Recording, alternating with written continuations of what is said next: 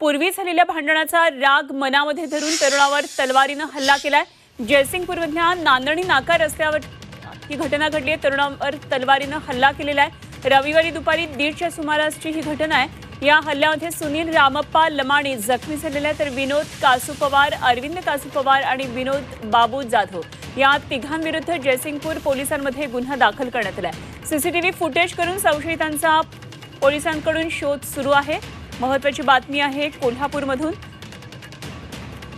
पूर्वी झालेल्या भांडणाचा राग मनामध्ये धरून तरुणावर हल्ला करण्यात आलेला आहे। पूर्ववैमनस्यातून ही घटना घडली आहे। जयसिंगपूरमधल्या नांदणी नाका रस्त्यावर तरुणावर हल्ला करण्यात आला आहे। तलवारीनं या तरुणावर हल्ला करण्यात आला आहे। आमचे प्रतिनिधी प्रताप नाईक यांच्याकडून या संदर्भातली आणखी माहिती जाणून घेऊया। प्रताप, जयसिंगपूरमधली घटना आहे, तलवारीनं तरुणावर हल्ला केलाय, काय नेमके तपशील आहेत?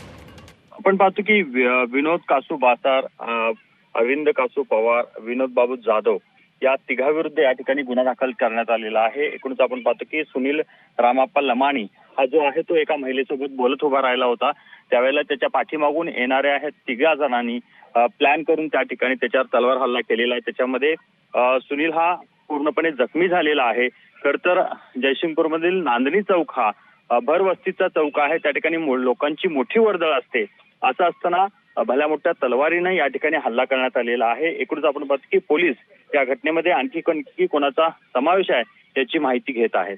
ठीक, धन्यवाद दिलेल्या माहितीसाठी प्रताप नाईक आमचे प्रतिनिधी आपल्याबरोबर कोल्हापूरमधून बरोबर होते। आणि कोल्हापूरमध्ये तलवारीनं हल्ल्याचा हा थरार घडलाय। जयसिंगपूरमधल्या नांदणी नाका रस्त्यावर तरुणावर हा हल्ला झालेला आहे। रविवारी दुपारीच्या सुमारासची ही घटना आहे। सुनील रामप्पा लमाणी जखमी आहे आणि यामध्ये विनोद पवार, अरविंद पवार, विनोद जाधव या तिघांविरुद्ध जयसिंगपूर पोलिसात गुन्हा दाखल केला आहे।